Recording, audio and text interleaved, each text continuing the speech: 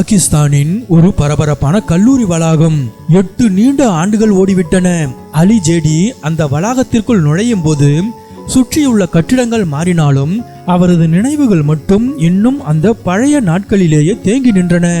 அவர் நேராக சென்றது ஒரு சிறிய உணவு கடைக்கு. அங்கே ஒரு மனிதர் நின்றிருந்தார். அவர்தான் முபின் பாய். எத்தனையோ ஆண்டுகளுக்கு முன்பு அலி ஒரு ஏழை மாணவனாக அங்கே நின்றிருந்தார். பசி வயிற்றை கிள்ளும், ஆனால் கையில் மதிய உணவு வாங்க காசு இருக்காது. மற்ற மாணவர்கள் சிரித்து பேசி உணவு அருந்துவதை பார்த்துவிட்டு தலை குனிந்து கடந்து செல்ல முயன்ற அலிக்கு அன்று ஒரு கரம் நீண்டது. அது முபின் பாயுடையது. பரவாயில்ல தம்பி, அப்புறமா காசு கொடு, இப்போது சாப்பிடு என்று சொல்லி அலியின் பசியை மட்டுமல்ல அவரது சுய மரியாதையையும் அந்த மனிதர் காப்பாற்றினார்.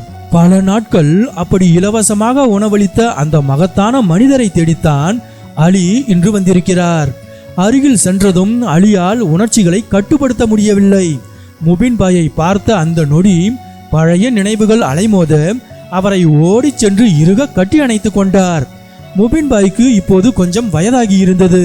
நரைத்த தலைமுடி, ஆனால் அதே மாறாத அன்பான புன்னகை.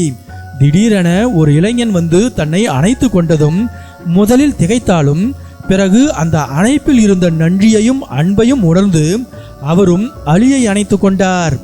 ஆடம்பரமான உணவகங்கள் தராத திருப்தியை அந்த சிறிய உணவு கடையில் முபின் பாய் தந்த அன்பு தந்தது.